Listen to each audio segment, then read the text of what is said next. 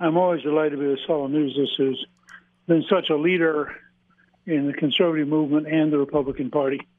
This is the Saul's Newsstand News Rewind for May 10th, 2024. A new op-ed from Saul Anusis states, patent trolls threaten Floridian seniors' access to the internet. The COVID-19 pandemic accelerated the adoption of mobile devices among senior adults. This trend, combined with the federal government's historic efforts to ensure all Americans have reliable internet access through national expansion of broadband infrastructure, plus the reality of a large aging population, means more seniors are online than ever before.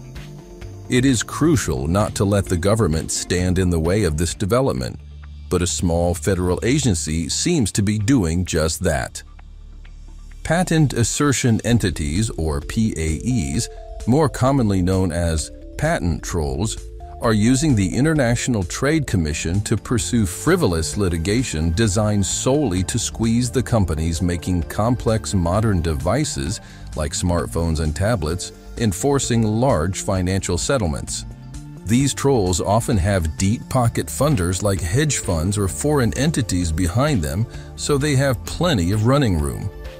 The 60 Plus Association supports House of Representative Ways and Means Committee members David Schweikert, a Republican from Arizona, and Don Beyer, a Democrat from Virginia, for introducing the Advancing America's Interest Act, a bill that would maintain all the crucial functions of the ITC while making it harder for patent trolls to abuse ITC processes. We would strongly encourage you to read the full op-ed by clicking on the link in the description below. The Washington Examiner reports, Senator Mike Braun wins GOP gubernatorial primary. Senator Mike Braun won the Republican primary to succeed Governor Eric Holcomb in the Indiana governor's mansion, breaking through a crowded six-way race that caused a record amount of spending and blanketed the state in ads. While there were limited polling numbers, Braun had consistently led his closest opponent by 20 to 30 percentage points. He will now face former Indiana Superintendent of Public Instruction Jennifer McCormick, who is the only Democrat candidate. Indiana hasn't elected a Democrat to any statewide office in 12 years. In Finally Town Hall reports, Ilhan Omar hit with censure resolution.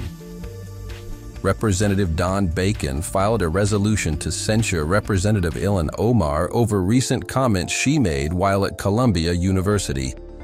As she was visiting students in the encampment set up at the university, where her daughter was taking part in demonstrations, Omar said, quote, "We should not have to tolerate anti-Semitism or bigotry for all Jewish students, whether they are pro-genocide or anti-genocide."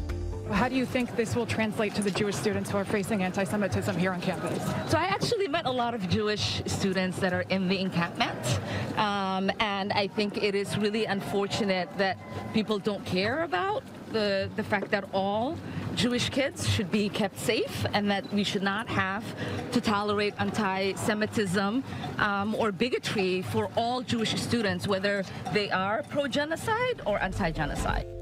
Regarding the resolution, Representative Bacon said, quote, "It's unacceptable to say, calling Jewish Americans that are Americans, calling them pro-genocide, it's just unacceptable, so I want to take a bold stand."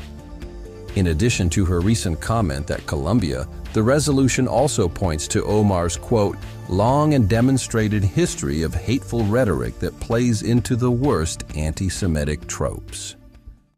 This week, we'll let Kamala Harris have the last word. Let me just tell you, you guys are going to have to be ready for this. Ready for certain language. And I said very loudly, ovaries. And that concludes the Saul's Newsstand News Rewind for May 10th, 2024. For more political news faster, visit saulsnews.com.